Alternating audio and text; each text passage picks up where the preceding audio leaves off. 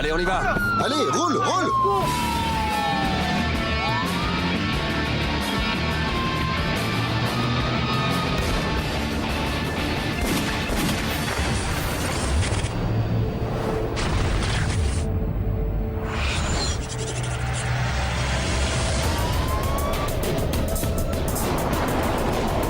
Je m'appelle Tommy Valdez.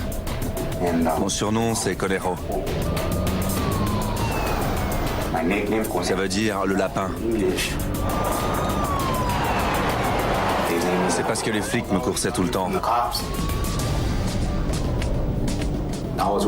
J'étais recherché pour vol à main armée, voie de fait avec armes et des délits effectués avec des armes.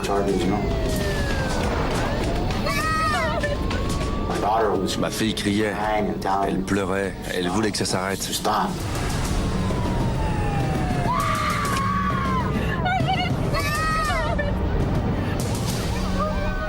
J'ai serré ma femme et ma fille dans mes bras. Approche.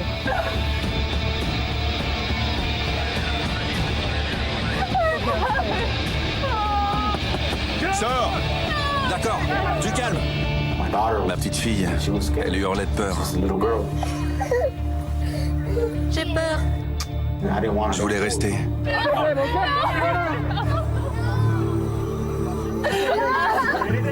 J'étais pris.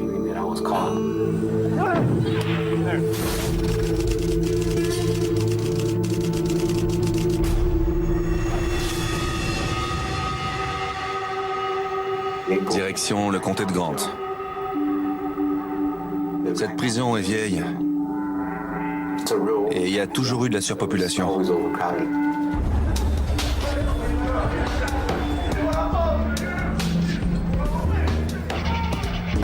Il y avait des bagarres, sans arrêt. Les gangs étaient séparés.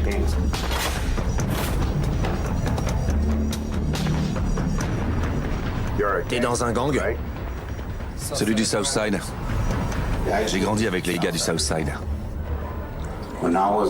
À 13 ans, j'ai commencé à partager la vie du gang, à commettre des délits, à vendre de la drogue.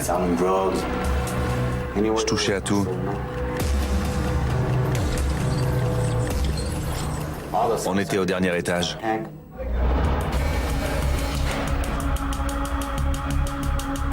On avait tous grandi ensemble.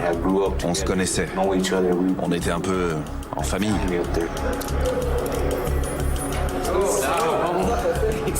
Jonathan Rodriguez fait partie du gang. C'est mon meilleur ami. Son surnom, c'est Snoopy. Il avait été arrêté quelques semaines avant moi. Il m'a demandé pourquoi j'étais là. Je me suis fait choper. Je te connais, toi. Arturo? Ça gaze? Ça fait plaisir. Arturo attendait sa condamnation. Ça gaze? Il allait écoper d'au moins 25 ans. On allait en prendre pour un max. C'est ma nina. J'allais prendre au moins 10 piges et ça me disait rien. Tommy Valdez est un homme dangereux. Il a une mentalité de voyou et il vous tuerait sans y réfléchir à deux fois. Arturo Torres faisait partie d'un gang de Californie. Et c'est lui qui avait apporté cet état d'esprit. Jonathan Rodriguez était dingue. Il n'avait pas peur de se servir d'une arme. Mis ensemble, ces trois individus formaient un mélange explosif. Tous les trois, on était pareils. On voulait sortir et retrouver nos gosses, nos proches, notre famille, notre mère. Vous comprenez? Alors, on part quand? J'aime bien cette façon de penser. On n'avait qu'une idée en tête, ficher le camp.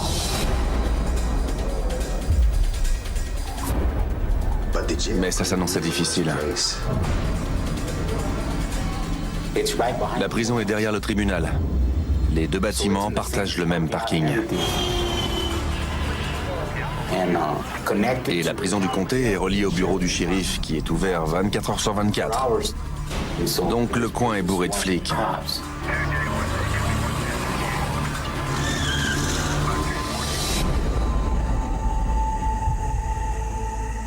Ça allait être dur de se barrer. On était bouclés en cellule entre 22h30 et 6h30. À cette heure-là, les portes s'ouvraient.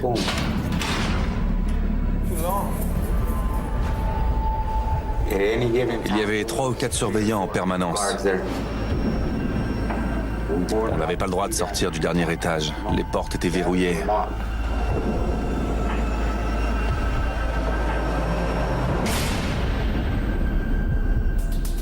Mais on voulait s'évader. Alors on a cherché une solution. Mais on nous surveillait 24 heures sur 24. Une caméra filmait la salle commune et le couloir principal. À côté des cellules 8 et 1, il y avait une caméra orientée dans les deux directions. Au poste de surveillance, on regardait les moniteurs 24 heures sur 24 et 7 jours sur 7. Il a fallu déjouer la surveillance.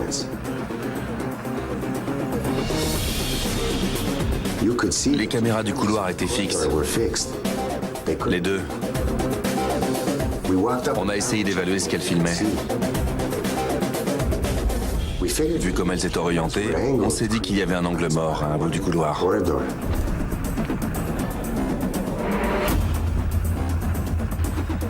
On ne savait pas comment l'exploiter. Jusqu'à ce qu'on remarque une plaque métallique.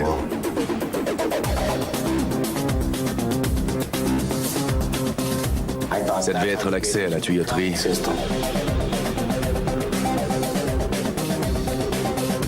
On pouvait peut-être sortir par là. Mais comment? On a cherché un moyen de défaire les vis.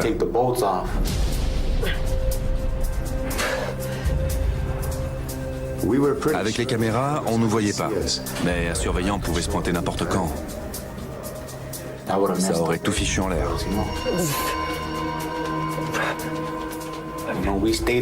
Ça nous a pris du temps de défaire les vis. Mais petit à petit, on a réussi. Tu vois? Ça vient. Tu vois? On en a enlevé une. Les autres tenaient bien. On avait besoin de quelque chose pour les dévisser. On va faire comment? Je m'en charge. Il fallait un outil. Et Arturo en a bricolé un avec des cuillères. En prison, on a des couverts en plastique. Il les a fondus. Il s'est servi de la vis pour faire un moule en plastique fondu. Une fois refroidi, il s'adaptait parfaitement aux autres vis. Il a réussi à fabriquer une espèce de clé et on s'en est servi.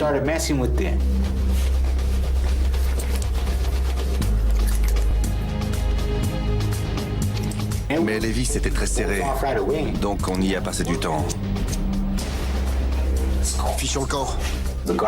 Les surveillants faisaient des rondes et il fallait être prudent.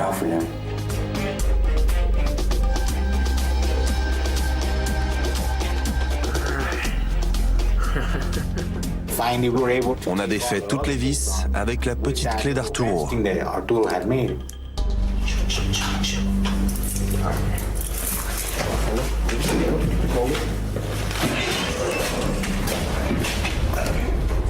Regarde. Quand on a enlevé la plaque, j'étais content. Mais il fallait qu'on fasse gaffe au chrono. On inspectait l'étage du haut toutes les 20 à 30 minutes. On faisait le décompte des détenus pour être sûr que tout le monde était là.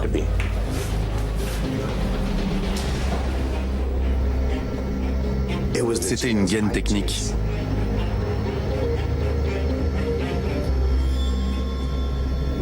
Avec la ventilation, la tuyauterie, les câbles des luminaires. On pouvait peut-être sortir par là.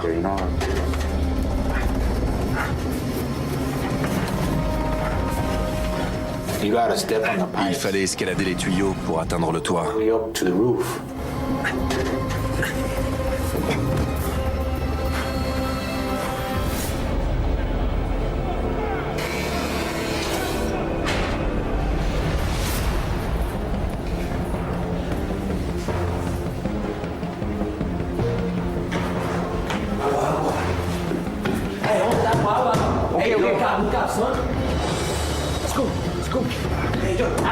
Les gars ont crié agua. C'est de l'argot pour dire qu'un maton arrive.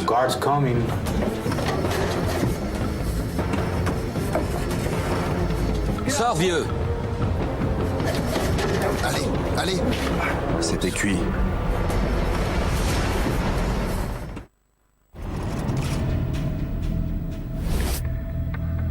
Allez!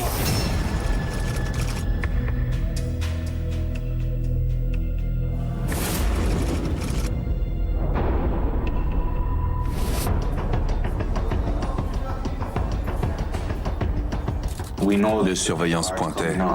Comme ça. Attention. On n'avait qu'une minute ou deux pour remettre la plaque et toutes les vis. On a eu un coup de stress.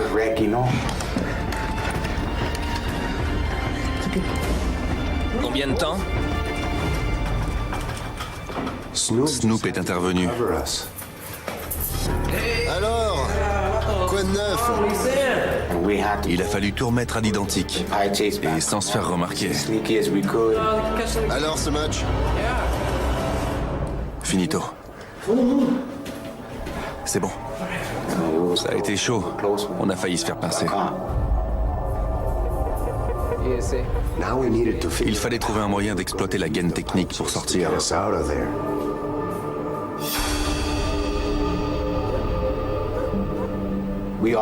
À trois, on a préparé un plan.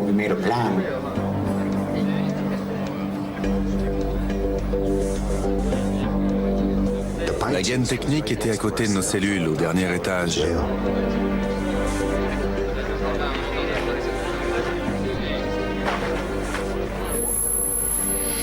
L'idée, c'était de monter par la gaine technique et de faire un trou dans le toit. Après, la surveillance allait de nouveau poser problème. Il faudrait éviter les caméras du tribunal en face de la prison. Il faudrait ramper sur 15 mètres et descendre sur un toit plus bas.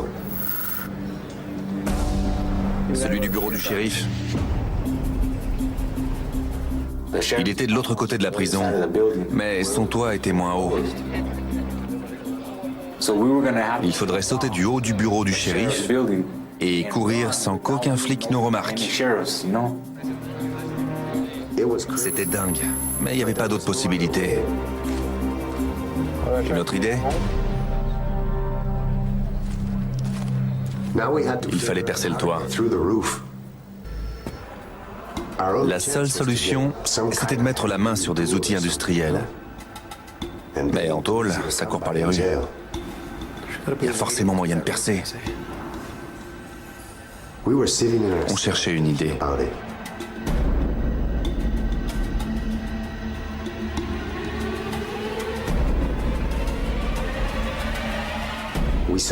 Une barre métallique maintenait le lavabo.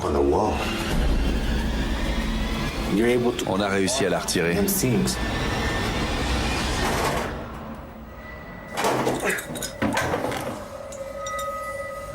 La barre fait une trentaine de centimètres et elle plie pas. On l'a essayé. Il y avait une plaque métallique épaisse sur le plafond. Il fallait se tenir en équilibre et utiliser ses deux mains. On a percé le métal comme ça. C'était dur.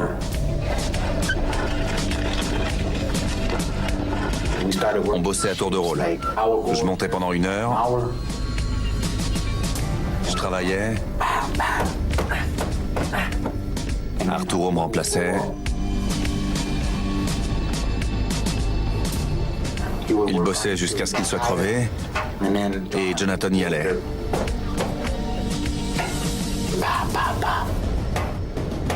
On se relayait. Ça prenait un temps fou pour couper 2 centimètres.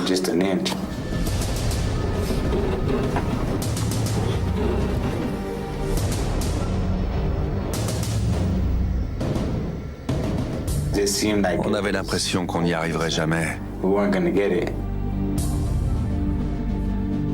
Mais on a eu du bol. Regarde ce que j'ai trouvé. On a trouvé une pince au fond de la gaine technique. Un mec avait dû l'oublier un paquet de temps avant. Alors on s'en est servi pour agripper le métal, pour le dégager.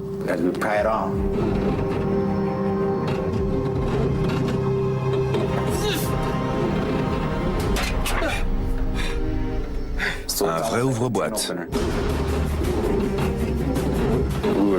On a tout arraché. J'ai glissé. J'ai fait tomber la pince. Je me suis coupé, j'ai pris des trucs dans les yeux. Pour dégager 2 centimètres, il fallait y passer 2 heures. Donc au bout d'une journée, on avait à peine avancé. Ça nous a demandé un sacré boulot.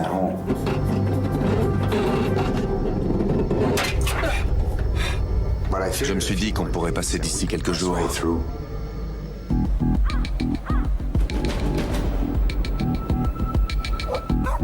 On a préparé ce qu'on ferait une fois dehors. Les flics seraient vite sur notre dos. J'ai un plan et c'est... On va chez notre pote. On connaissait quelqu'un qui nous aiderait à quitter la ville. On savait qu'il nous filerait tout ce qu'il nous fallait. Des armes, de l'argent, tout. Je sentais l'excitation monter en moi. On finissait le trou et on fichait le camp.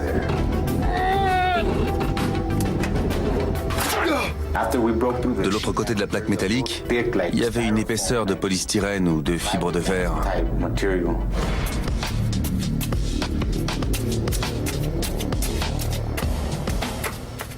C'était de l'isolant. Et il a fallu creuser.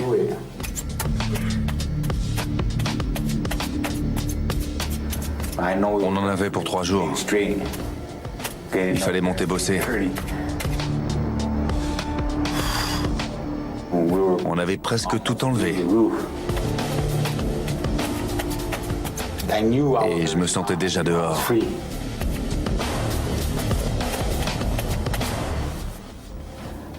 Mais ça n'a pas été aussi simple.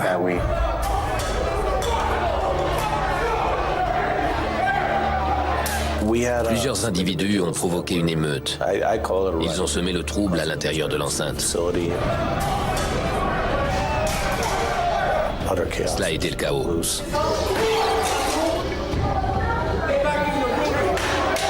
Ils refusaient d'être enfermés.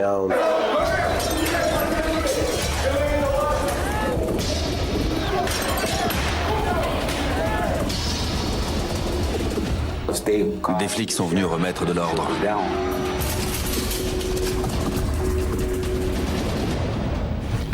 Agua, amène-toi, c'est l'heure. Allez, allez.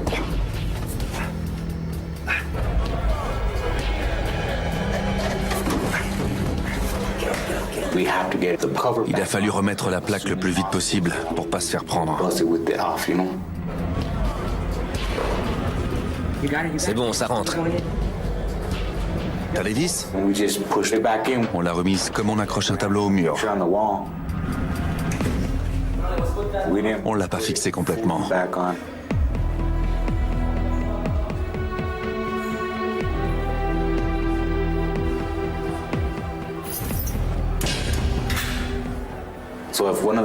Si un des surveillants avait appuyé dessus avec la main, la plaque serait sûrement tombée. Bonjour l'angoisse.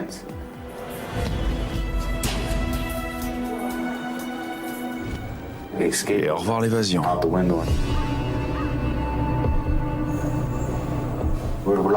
On était bouclés 23 heures sur 24. Et on ne savait pas combien de temps ça durerait. J'étais à cran. Carrément à cran. La plaque de la gaine tenait à peine et on stressait.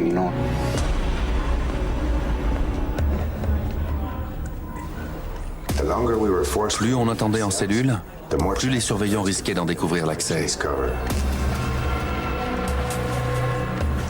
Et on pouvait rien y faire.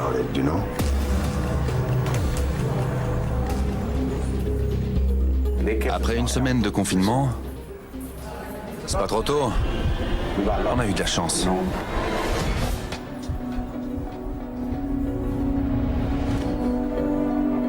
Personne n'a rien vu. Mais plus question de prendre des risques. Il fallait partir le soir même. Parce que les surveillants allaient trouver le trou.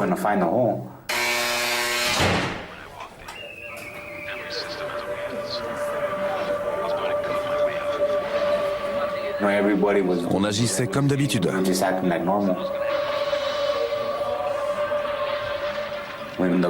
Après le passage de la surveillante, on avait une demi-heure devant nous.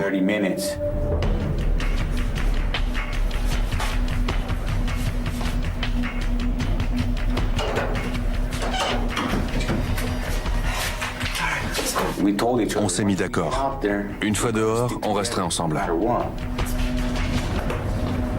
Et on se voit en haut.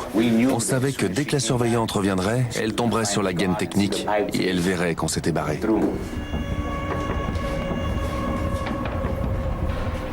On n'avait pas plus d'une demi-heure pour sortir et aller chez notre pote.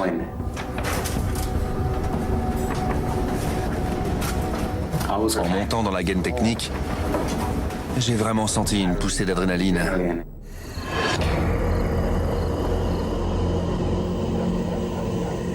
Il y avait une couche très fine de bitume et de gravillon. On l'a traversé très vite. Tiens ça. Arturo m'a fait la courte échelle pour que je puisse passer par le trou.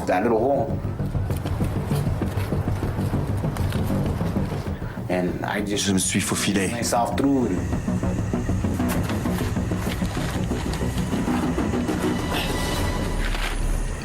Sortir et sentir l'air frais, c'était super. Un pur bonheur. Je me suis allongé tout de suite pour que les caméras me voient pas et j'ai tendu le bras pour attraper mon pote. À deux, on a aidé le troisième et on est resté à plat ventre.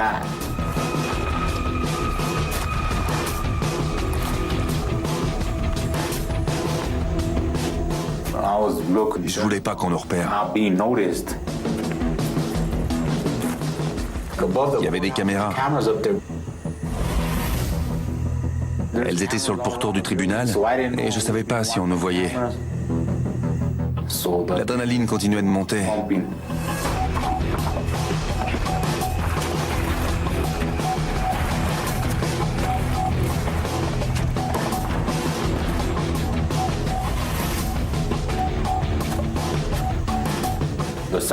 Du côté où on était, on ne pouvait pas sauter du toit. Il fallait traverser pour descendre par le bureau du shérif. Il fallait être prudent et discret.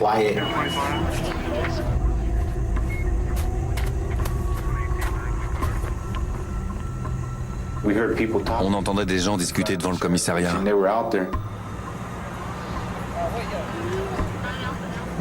On était au-dessus du toit et les flics étaient en dessous de nous. Donc on a fait super attention. À l'intérieur, l'alarme allait être donnée d'un moment à l'autre.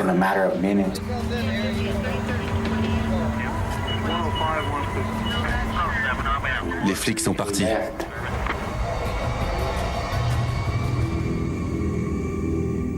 Mais on était très haut. Alors je me suis laissé pendre.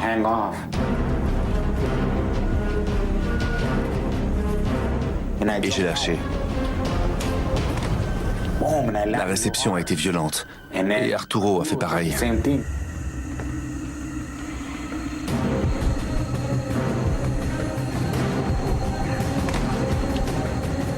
C'est bon?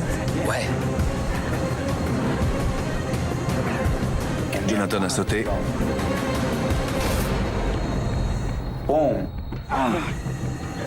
Faut filer. Mais il s'est fait mal à un pied. Il faut y aller. Il n'arrivait pas à se tenir debout. Non, il faut y aller. Il fallait s'éloigner le plus vite possible, avant que le coin grouille de flics. Il faut y aller.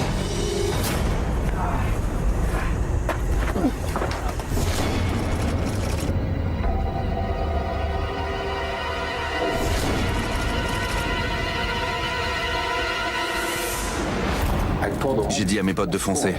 Je me suis mis à courir et ils m'ont suivi. Jonathan avait vraiment du mal à avancer. Il boitait. Mais je pouvais pas les abandonner. On y va. On a couru le plus vite possible.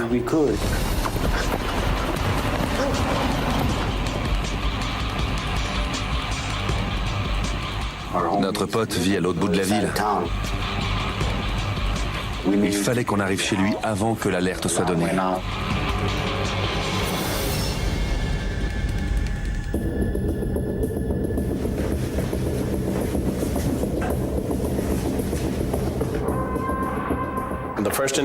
La surveillante a découvert le problème en voyant qu'un trou avait été creusé et elle nous a demandé d'intervenir. 3 détenus s'étaient évadés. C'est une des pires choses qui puissent arriver. Il fallait les retrouver. Évasion. Il le fallait. Mike, c'est pour vous. J'étais inspecteur au bureau du shérif du comté de Grant. Et par téléphone, on m'a signalé une évasion. Lancé un avis de recherche. On a diffusé un avis de recherche auprès de tous les services de police de la région. On peut dire qu'il y avait 3 chiens enragés en liberté. On arrive. Je suis arrivé le premier. Mes potes étaient derrière moi. Je suis entré. Tout le monde s'est demandé ce qu'on faisait là. Et j'ai expliqué qu'on venait de s'évader. Ça va, Essay? Et toi? On se disait que la prison n'avait pas pu nous retenir, qu'on était libres. On était super heureux. Tu parles.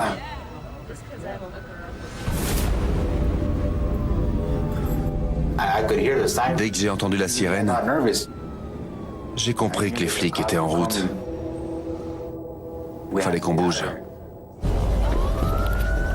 On est monté dans une voiture.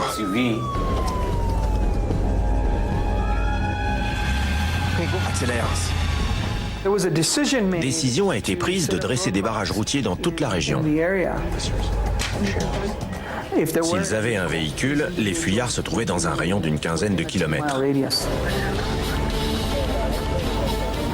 Une des filles du gang conduisait. On lui a dit de foncer parce qu'il fallait qu'on file avant que les barrages soient en place. Accélère.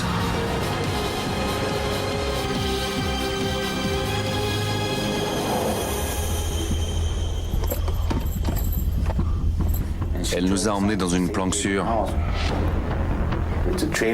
Une caravane paumée au milieu de nulle part. On risquait plus rien. On est sorti de la voiture. On a pris une grande inspiration. On a regardé le ciel, les étoiles. J'étais libre. C'était gagné.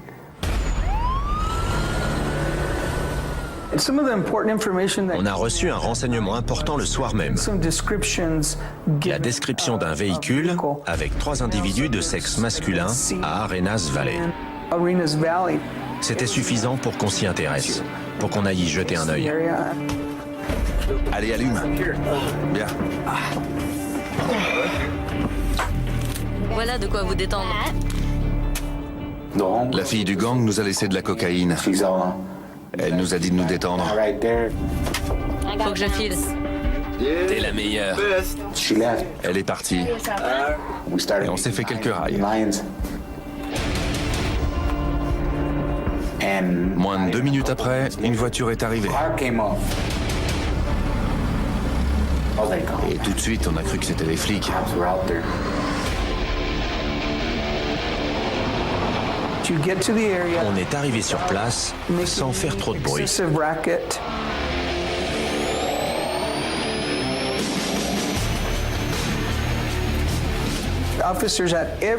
Les agents avaient toutes les raisons de considérer que les individus étaient dangereux, armés et prêts à tout pour rester en liberté. J'ai cru qu'on était cuits. Il s'amène, il s'amène. Ne bougez plus! Django, c'est gaz? Heureusement, c'était pas les flics. Manifestement, nos renseignements n'étaient pas fiables. On ne savait absolument pas où étaient les fuyards.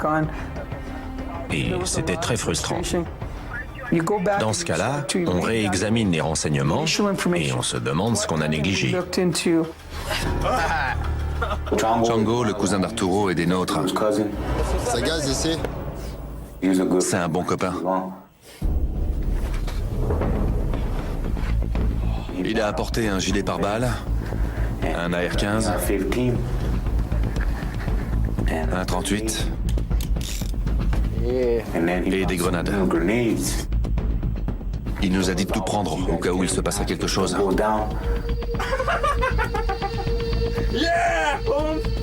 Il a sorti un gros sac de cristal. On fait la fête? Je veux. Et il est parti. Les évadés raisonnent n'importe comment. Et ils se croient invincibles, surtout quand ils sont armés. Ils sont capables de faire n'importe quoi.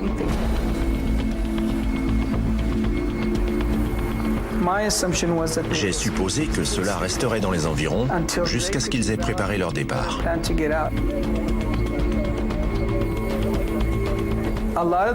Beaucoup des membres de gangs qu'on avait identifiés et auxquels on avait affaire vivaient dans des villages de mobil-homes. Donc on a commencé à faire du porte-à-porte. Inspecteur Jiménez.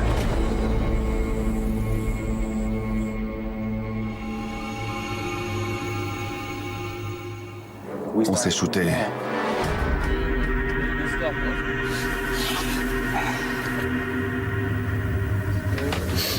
Ça craint.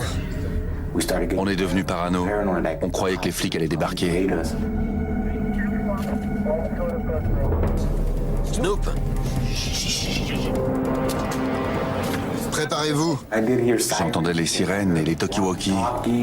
Regardez, mais qu'est-ce qu'on va faire? il y avait quelqu'un. Et qu'est-ce qui se passe? On avait des flingues. Pas question de se rendre. Ça allait se finir en fusillade.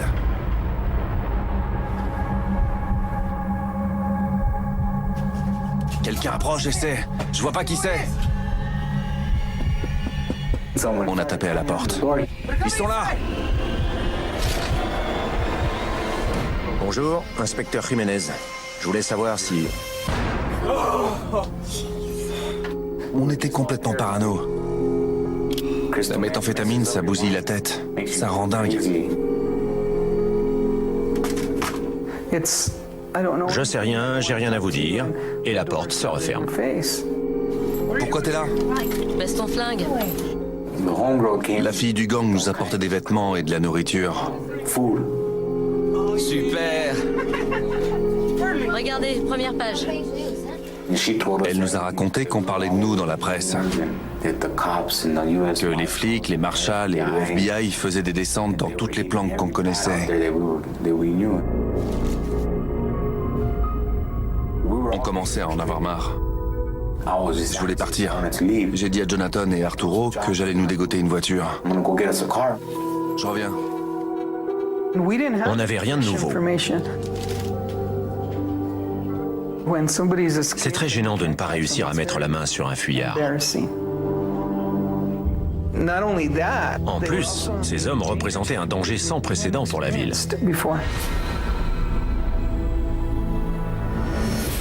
Demi-tour, essaie. Et regarde la route. J'ai pris quelqu'un en otage. Ralentis, essaie. On arrive. Je l'ai menacé. Et je lui ai dit qu'il allait nous servir de chauffeur. Détends-toi, sinon je te bute. En arrivant à la caravane, je lui ai dit qu'il fallait qu'il se tienne un carreau, sinon j'allais le descendre. Allez, on y va. C'est bon. Je voulais passer au Mexique. En route. Avance. Allez, avance. On a élargi le périmètre de recherche. La frontière est à 110 km. Comme les fuyards avaient des contacts au Mexique, est-ce qu'ils pouvaient essayer de se rendre dans ce pays? Certainement. Par conséquent, il fallait faire appel aux services de police fédéraux qui opèrent aux frontières. Surveiller la frontière. J'ai dit à l'automobiliste qu'il faudrait qu'il continue à rouler. Même si on tombait sur un barrage routier. Pas question qu'il s'arrête. Il faudrait continuer. Allez, roule, roule. Ne ralentis pas, ok?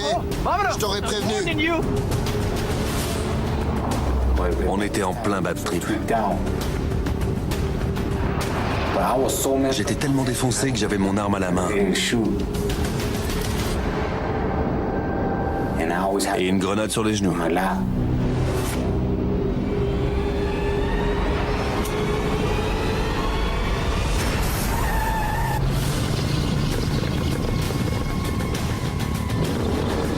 On a crevé. Il m'a dit qu'on avait crevé. Mais la roue de secours. J'en ai pas. Tu te fous de moi? J'ai demandé à l'otage pourquoi il n'avait pas de roue de secours. Comment on allait réparer? Range-toi.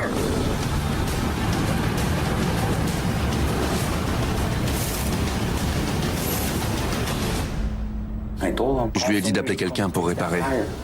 Qu'on allait attendre. Il m'a fait d'accord.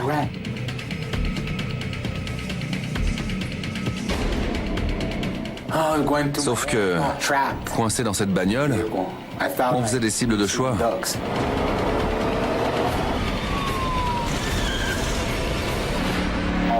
Il fallait qu'on se tire avant de se faire arrêter. J'ai rien dit aux autres.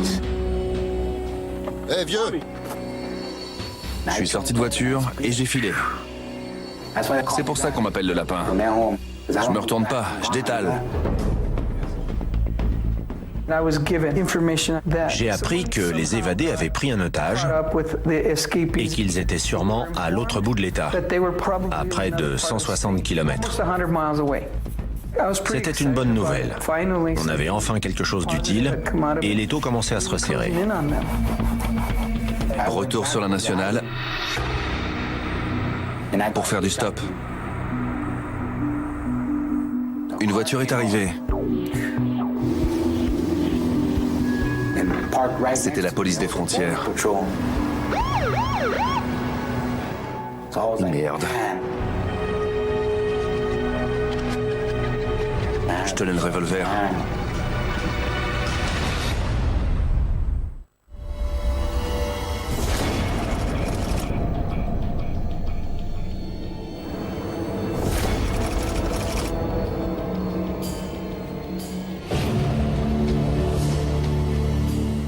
Je me suis débarrassé de mon arme.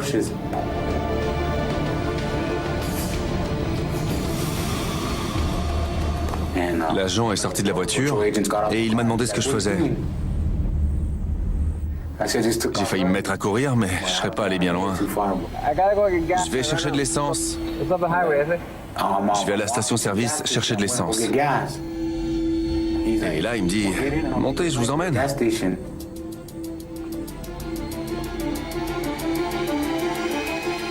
Je croyais que c'était ce qu'il allait faire. Mais il m'a emmené au poste frontière. Quand je suis arrivé au poste de la police des frontières sur l'autoroute I-10, un agent m'a dit que son collègue venait de prendre un gars en autostop à la borne 118 et qu'il était à l'intérieur en train de téléphoner.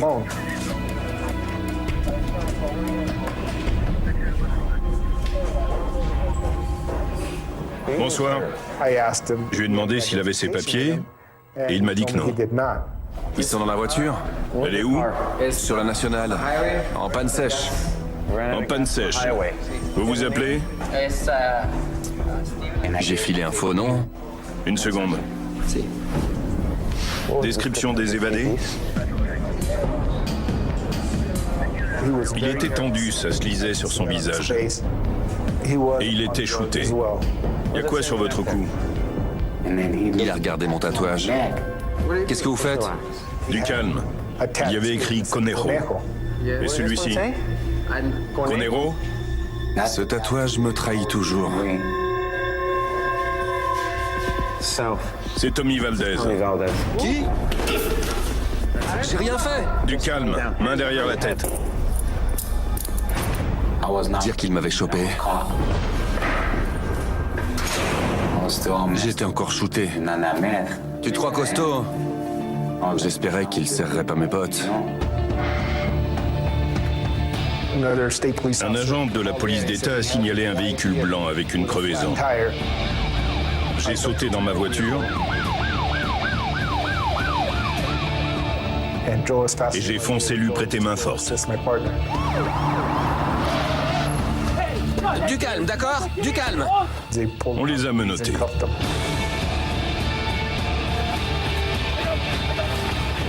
Qu'est-ce que vous faites? En route. Allez! Ils étaient armés. Une fois qu'ils étaient dans la voiture, on n'avait plus à s'inquiéter.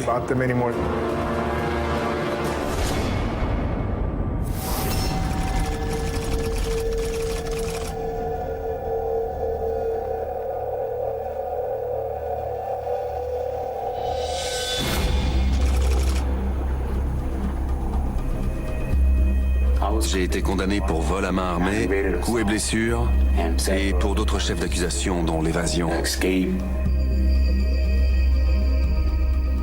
suis pas ravi de m'être évadé, mais je le regrette pas. Maintenant, je dois me débrouiller pour survivre.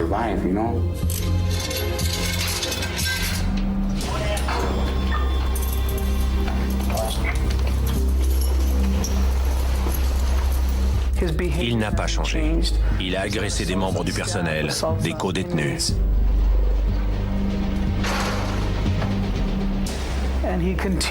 Il continue de vivre comme bon lui semble, sans se plier aux règles de la société. Il y a d'autres choses que je regrette.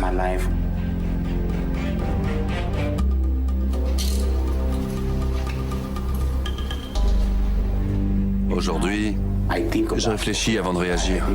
Je pense aux conséquences de mes actes sur mes proches, à qui je fais du mal depuis tant d'années.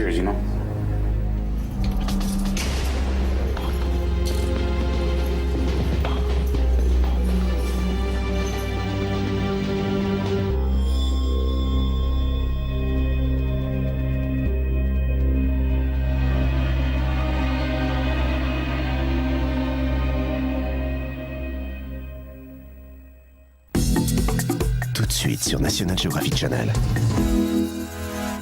Dans les montagnes